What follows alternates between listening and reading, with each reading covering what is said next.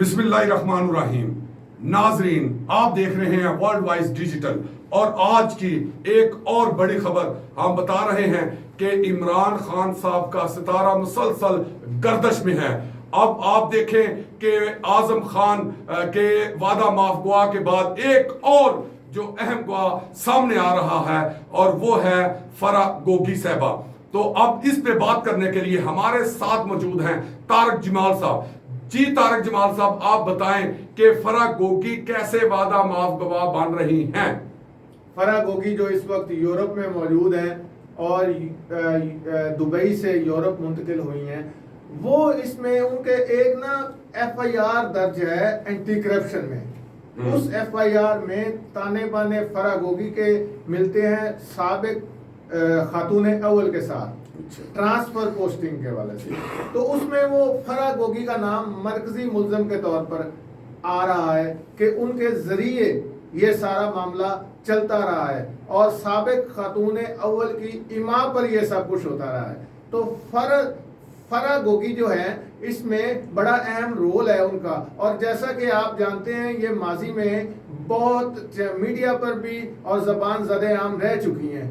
سب کو پتا ہے فرح گوگی کون ہے۔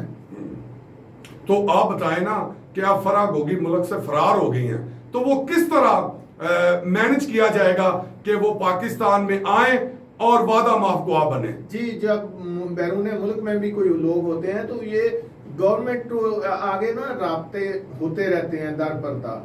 انہوں نے حامی بھر لی ہے، بتایا یہ جا رہا ہے کہ انہوں نے وعدہ معاف گواہ بننے پہ حامی بھر لی ہے۔ تو یہ رابطے ہوتے رہتے ہیں، منظر عام پہ بعد میں لوگ آتے ہیں۔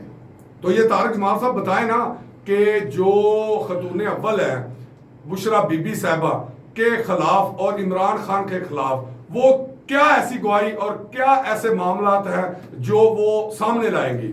ظاہر ہے وہ ان کا ایک رول رہا ہے کہ ان کے ذریعے یہ ٹرانسفر پوسٹنگ اور کرپشن ہوتی رہی ہے۔ یہ ایکچوئل ایف آئی آر اگر آپ کی نظر سے گزری ہو، ویسے تو 2 ایف آئی آر ہیں، ایک اوکاڈا میں بھی ہے، اس پہ میں بعد میں آتا ہوں۔ یہ ایک ایف آئی آر ہے اینٹی کرپشن لاہور میں درج ہوئی۔ اس میں یہ ہے کہ عثمان بزدار حکومت میں ٹرانسفر پوسٹنگ کے لیے پرکشش عہدوں پر فائز کرنے کے لیے افسران سے بھاری رقوم وصول کی جاتی رہی ہیں، اور وہ فرح گوگی کی حکم پر یہ سارا کچھ ہوتا رہا ہے۔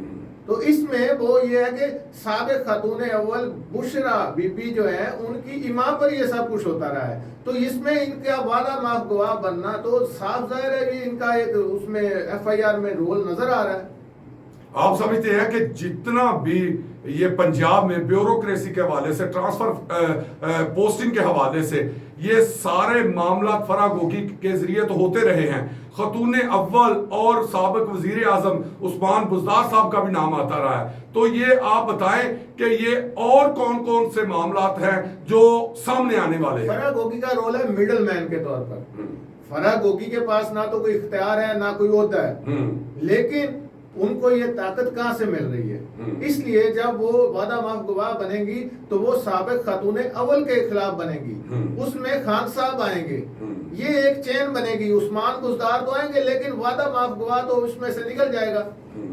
تو آپ سمجھتے ہیں کہ اس وقت جب وہ ملک سے جا رہی تھی یا جب ان کے بارے میں معاملات ہو رہے تھے تو سب سے زیادہ جو ہمارے کپتان ہیں انہوں نے شور ڈالا ہوا تھا فرح گوگی کے حوالے سے؟ آپ اس حوالے سے کیا کہنا چاہتے ہیں؟ یہ جب تحریک عدم اعتماد آئی تھی تو فرح گوگی نے وائنڈ اپ کرنا شروع کر دیا تھا اور پاکستان سے فرار ہونے کی تیاری شروع کر لی تھی۔ جیسے ہی تحریک عدم اعتماد کامیاب ہوئی اور عمران خان صاحب وزارت عظمیٰ کے عہدے سے اترے، ویری نیکسٹ ڈے فرار ہونے والی سب سے پہلی خاتون فرح گوگی تھیں، جو عمران خان صاحب اور سابق خاتون اول کے بہت قریبی سمجھی جاتی تھی۔ تو طارق جمال صاحب وہ دوسری ایف آئی آر کون سی ہے جس کی آپ بات کر رہے ہیں؟ دوسری ایف آئی آر ایک ہے اوکاڑا اینٹی کرپشن میں ہی ہے، وہ اتنی مشہور نہیں ہو سکی، لیکن وہ ہے بڑی خاص۔ وہ ایف آئی آر ٹوٹل سابق خاتون اول کے گرد گھومتی ہے، جس میں سابق خاتون اول کے حقیقی بھائی احمد مجتبیٰ، ان کی ایما پر انہوں نے سرکاری خزانے کو کروڑوں کا غبن کیا ہے۔ وہ یہ انکشاف ہے اس میں۔ اس ایف آئی آر کے مطابق उकाड़ा का एक नवाई गांव है, कुएं की बहावल। अच्छा, वो गांव साबिक खातून अव्वल का आबाई गांव है। ठीक है। इनके वालिदैन वहाँ के रहने वाले हैं। ठीक है। वहाँ इनके भाई अहमद मुश्तबा हैं। उस गांव को मॉडल विलेज के तौर पर डिक्लेयर किया गया और वहाँ तरक्याती फंड्स की मद में करोड़ों के गबन का इंकशाफ हुआ, जिसमें मरकजी मुल्ज़म साबिक खातून अव्वल के भाई अहमद मुश्तबा और उनके साथी हैं। तो वो ये इन्होंने जो गांव का मॉडल विलेज का जो डिक्लेयर किया गया था, उसमें जो तरक्याती काम थे वो उसमें जो चीजें थी या तरक्याती काम वो गांव की बजाय अपने डेरे पर और अपने घर में करवा लिए। तो ये तारक जमाल साहब, हमने तो यहाँ तक सुना है कि वहां पे एक सरकारी सेक्रेटरिएट बना हुआ था, हाँ। वो डेरा जो खतून अव्वल के भाई का था। इस हवाले से आप क्या कहना चाह रहे हैं? चेन थी, यही चेन वो आगे इसमें मिलेगी लाहौर में। वो ये थी कि वहां पर, बल्कि उस गांव के लोग जो हैं वो हमें बताते हैं कि साबिक दौरे हुकूमत में, पीटीआई के दौरे हुकूमत में, उस गांव में इतनी बड़ी बड़ी और इतनी महंगी महंगी गाड़ियां अहमद मुश्तबा के डेरे पर रोजाना की बुनियाद पर आया करती थी और जाया करती थी। गांव के बुजुर्ग बताते हैं कि ऐसी गाड़ियां उन्होंने जिंदगी में इस गांव की तरफ आते नहीं देखी।